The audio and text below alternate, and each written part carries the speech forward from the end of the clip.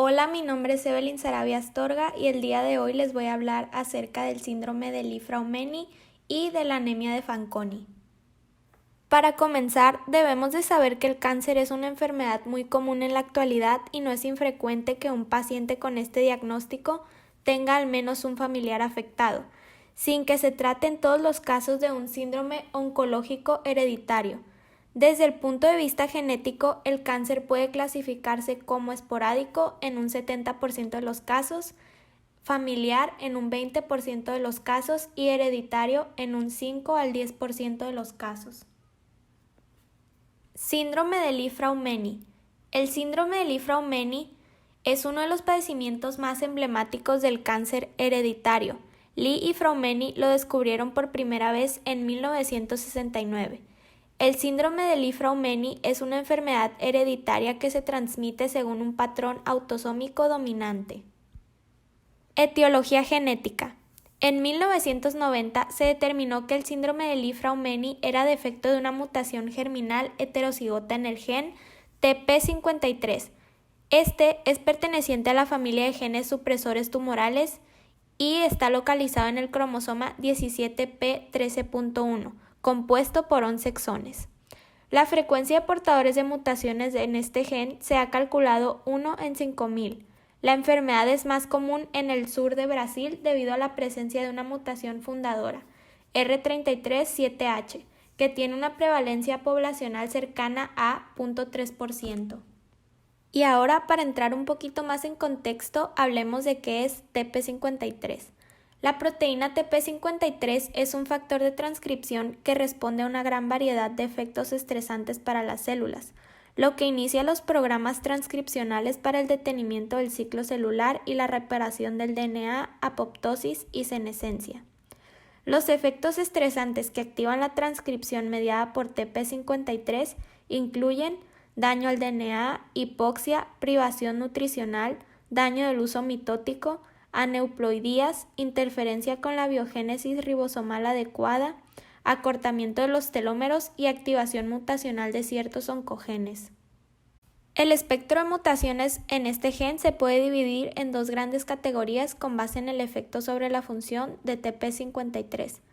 La primera incluye mutaciones de sentido equivocado en el dominio de unión a DNA que confiere un efecto dominante negativo en la función normal del gen.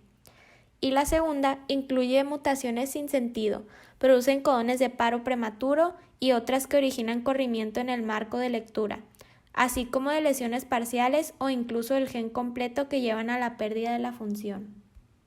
El síndrome de Li-Fraumeni da origen a distintos tipos de cáncer, entre ellos sarcomas, cáncer de mama a temprana edad con una forma de herencia autosómica dominante, cáncer cerebral, leucemia, tumores en la corteza suprarrenal, riesgo incrementado de melanoma, tumor de Wilms, cáncer de estómago, colon, páncreas, esófago, pulmón y células germinales. Ante este escenario de tumores múltiples, se delinearon los criterios diagnósticos clásicos de la enfermedad, los cuales son los siguientes: un sarcoma diagnosticado antes de los 45 años, algún familiar de primer grado con cualquier cáncer antes de los 45 años y algún familiar de primero o segundo grados con cualquier cáncer antes de los 45 años o sarcoma a cualquier edad. Para diagnosticar esta enfermedad nos podemos basar en un diagnóstico clínico que se establece con los criterios mencionados anteriormente y en un diagnóstico genético mediante el análisis de TP53. La norma de referencia es aún la secuenciación completa del gen, aunque se conoce que la mayor parte de las mutaciones comprende de los exones 3 a 9. El seguimiento clínico de los pacientes, una vez detectada la enfermedad en la familia, puede variar. Existen varios grupos mundiales que trabajan en protocolos de seguimientos de portadores de mutaciones en TP53. Las diferentes propuestas se basan sobre todo en la búsqueda de los tumores representativos del síndrome de Li-Fraumeni. En esta tabla se describe una propuesta de seguimiento para estos pacientes. Ahora continuaremos con la anemia de Fanconi. La anemia de Fanconi es la principal causa de falla medular hereditaria. Su prevalencia ha sido estimada en diferentes poblaciones y se calcula entre uno de 26.000 a uno de 47.600. Existen 3 grupos principales de manifestaciones que pueden sugerir el diagnóstico de anemia de Fanconi: las malformaciones congénitas, falla medular y desarrollo de cáncer a edad temprana. Etiología genética. La anemia de Fanconi resulta en mutaciones en alguno de los 22 genes conocidos que participan en la vía FA-BRCA, encargada de la reparación de las células linfoides innatas en el DNA. Todos estos genes tienen la localización autosómica con excepción de FANCB, que se encuentra codificado en el cromosoma X. El 60-70% de los pacientes con anemia de Fanconi tienen mutaciones en FANCA y el 15% al 20% ubican sus mutaciones en FANCC y FANCG. Es claro que la mayoría de las familias afectadas por anemia de Fanconi presentan un patrón de herencia autosómica recesiva. En las manifestaciones clínicas podemos observar una talla baja en el 40% de los casos, alteraciones en la pigmentación como manchas café con leche o manchas hiper o hipopigmentadas en un 40% de los casos, alteraciones de las extremidades superiores que afectan principalmente el eje radial, incluyendo ausencia, hipoplasia o duplicación del pulgar, ausencia o hipoplasia del radio, hipoplasia de la eminencia tenar en el 35% de los casos, malformaciones renales, microcefalia y cara triangular en un 20 a un 25% de los casos. Algunas de estas alteraciones, como el retraso del crecimiento, malformaciones radiales y renales, pueden ser reconocidas de manera prenatal a través de una ultrasonografía. El diagnóstico para esta enfermedad puede ser citogenético o molecular. En el caso del citogenético, el estudio estándar de oro para el diagnóstico es el análisis de la fragilidad cromosómica en cultivos celulares de linfocitos de sangre periférica con o sin tratamiento con agentes inductores de células linfoides innatas, como el diepoxibutano o la mitomicina C. Para hacer el diagnóstico de anemia de Fanconi se realizan cultivos celulares del paciente, de un individuo normal y de una línea celular de anemia de Fanconi. Se cultivan 72 horas y se cosechan de la manera habitual para bloquear la mitosis y realizar el análisis cromosómico.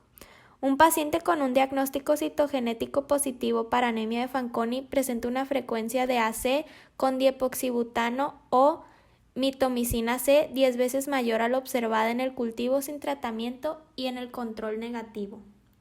Para determinar la presencia de mosaico celular se puede utilizar el índice de fragilidad cromosómica o el análisis de la distribución de las células con número de aberraciones cromosómicas de los cultivos tratados con diferentes concentraciones, ya sea de diepoxibutano o mitomicina C. Y en el caso del diagnóstico molecular es necesario hacer la genotipificación de los genes FANCA, FANCC y FANCG. La genotipificación de los distintos genes FANC se puede utilizar en un ensayo de Western blot que permite identificar el paso crucial de activación por monoubiquitinización de FANC2 de la vía FA-BRCA y así separar el defecto génico. Para el manejo de esta enfermedad hay que tomar en cuenta que es un trastorno genético que desafortunadamente no tiene cura. El tratamiento se basa en los bajos o anormales que sean los recuentos sanguíneos y en la edad del paciente. El tratamiento de la anemia de Fanconi puede incluir estrategias a corto y a largo plazo. A corto plazo podemos llevar a cabo recuentos sanguíneos periódicos, análisis anual de la médula ósea, evaluación para detectar tumores y cáncer, tratamientos con antibióticos según sea necesario y transfusiones sanguíneas según sean necesarias. Y a largo plazo podemos llevar a cabo un trasplante de células madre y de médula ósea y terapia de andrógenos. Por mi parte sería todo, muchas gracias por su atención y estas son las referencias que consulté.